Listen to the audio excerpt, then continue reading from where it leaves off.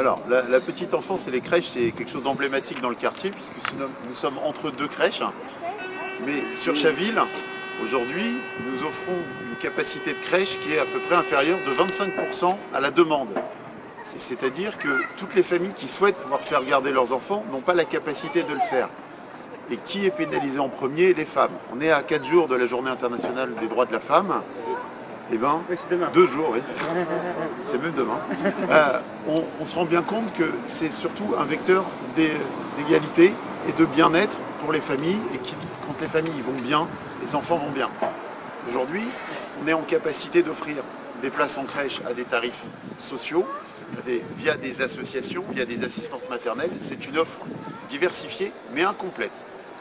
Nous souhaitons aujourd'hui que l'ensemble des familles qui aient besoin d'une place en petite enfance en ait une et dans une structure adaptée à leurs besoins. Pour ça, il manque à peu près 40 places en crèche sur Chaville. Ces places en crèche ont été fermées dernièrement par la municipalité alors qu'elles étaient existantes. Nous sommes d'autant plus sur un regain aujourd'hui de la natalité sur Chaville, puisque nous étions sur une moyenne de 270 naissances par an. Nous approchons de nouveau les 300, comme ça a été le cas dans les années 2005-2010 et qui avait entraîné une pénurie de places en petite enfance. L'offre est composée de crèches municipales, de crèches associatives, 3, et de crèches privées, 2, et enfin d'assistantes maternelles, environ 50. Chacune de ces offres font que nous avons une offre globale d'environ 550 places en crèche, ce qui évidemment, s'il y a 300 naissances par an et qu'un enfant reste 3 ans en crèche, on voit tout de suite qu'il en manque. Donc, le choix de la petite enfance, c'est un choix politique fort. Le choix de ce qu'on fournit comme nourriture dans les crèches est aussi un choix important. Jusqu'à cette année, les crèches étaient fournies par un gros fournisseur de services et après des années de lobbying, les crèches sont en train de revenir sur des cuisines intégrées.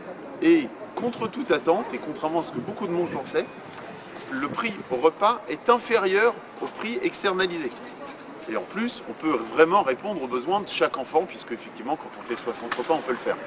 Donc ça milite aussi pour refaire de la nourriture dans les crèches, de la nourriture évidemment bio, de la nourriture de proximité, ce qui permet de limiter l'impact carbone de la nourriture, et de penser au bien-être de nos enfants, de diversifier en fonction des saisons, en fonction d'une localisation, en fonction d'un événement purement local.